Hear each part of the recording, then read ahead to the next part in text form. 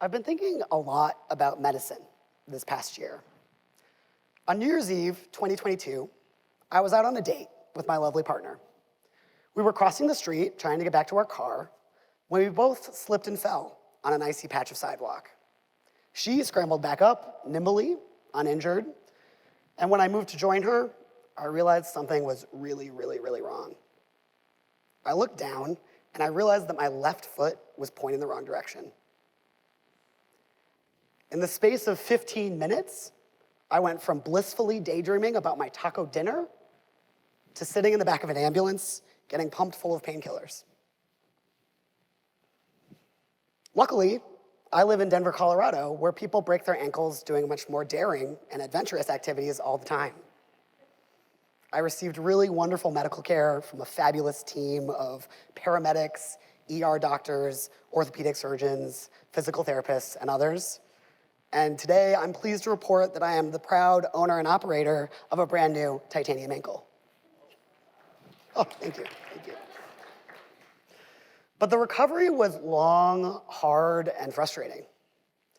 For the first 2 months, me and my crutches were a hurricane of destruction inside my house. Once, terrified of falling again, I pulled a towel rack completely out of the wall in an attempt to catch myself. When I wasn't destroying things, I felt stuck and useless. I couldn't even make a cup of tea and take it to the next room, much less try to help her cook dinner. Simple tasks like taking a shower left me winded and demoralized. And then finally, one day, my doctors told me that it was time to start walking. Here, you can see me getting ready to take my first steps. Oops. Well, sorry, now I'm off. You could see me getting ready to take my first steps of 2023, which were wobbly but joyful. The real transformative moment in my recovery came about a week after that photo. I was hobbling around my kitchen in my big old boot, and I turned around and saw my partner looking at me with tears in her eyes. "Are you okay?" I asked, full of worry. "Jonah," she said, "look at you, you're walking." "Oh yeah," I said, "I guess I am." After months of desperately waiting to be mobile again, when it finally happened, I had hardly noticed. I was like a wild animal that had been rehabilitated and released back into its natural habitat. Instinct and muscle memory took over. My body knew what to do. It was ready to go. That's the function and the purpose of medicine, right? To restore us to health, to return us to our bodies, to return us to wholeness, whether it's setting a broken bone or that first deep breath after your decongestant kicks in. Feels amazing. Medicine restores our body to health so that our spirits can inhabit them more fully. I've also been thinking about medicine a lot this year for my job, where I study the mental health of trans and non-binary young people. As you may be aware, trans and non-binary young people's access to gender-affirming healthcare is under attack right now, both in the United States and across the world. Politicians and pundits who are apparently uninterested in solving real problems like gun violence or climate change are flooding the zone with lies about transgender people in our healthcare. They repeat these lies so frequently and so forcefully that many people mistake their opinions for facts and their bias for common sense. The fact is, there's nothing new about gender-affirming healthcare. One of the earliest records that we have of gender-affirming healthcare comes from the year 222 CE, when the Roman Emperor Elagabalus requested to be castrated due to their gender identity. Our modern standards of transgender health were established in 1979 and have been used successfully for decades. Incidentally, those same health standards predate the invention of Viagra, a medication taken by millions of cisgender men to treat gender dysphoria, by a decade. It is true that there's been an explosion of awareness about and access to gender-affirming healthcare in the past decade. It's also true that there continues to be experimentation and scientific inquiry in this area of medicine, but that is true in every single other area of medicine as well.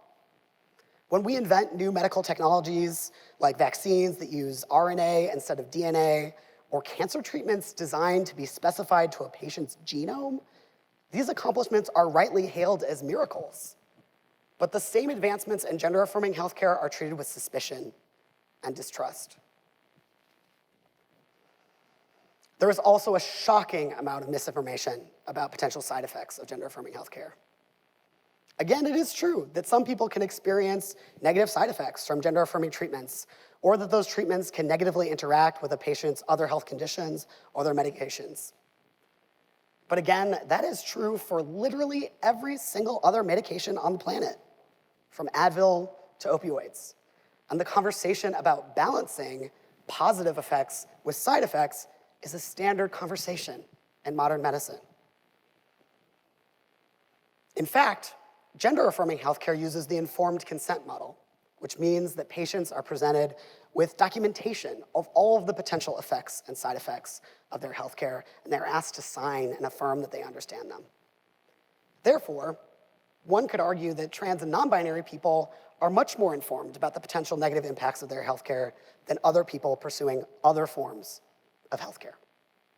That might be why we tend to see lower rates of patient-reported self-regret at their gender-affirming surgical procedures compared to other very common surgical procedures, such as knee replacements or ACL repair. It is discriminatory and unfair to deny an entire group of people access to medical treatment simply because some of them might experience potential side effects. And I suspect if we were talking about other forms of care, people would understand that. If I seem frustrated and combative right now, it's because I feel frustrated and combative. I am a transgender adult, and I am exhausted. I didn't pick this fight. I am tired of my community and my healthcare being held to a different and impossible standard. And I am so tired of hearing people lie about me in order to further their own political agendas. This coming spring will mark 10 years since I began my own journey with gender-affirming healthcare. When I look back on that period of my life, I'm really struck by how similar it was to my recovery from ankle surgery this past year. Sure, gender-affirming healthcare helped me achieve certain changes to my external appearance. But what it really gave me is a sense of coming home to my body. The depressive funk that had kept me just as stuck as those crutches finally lifted, and I started thinking about the future again. I deepened my friendships, my personal relationships, I returned to my hobbies. I blossomed into a more whole version of myself, which is why it breaks my heart to hear people talking about this medicine as anything less than the miracle that it is.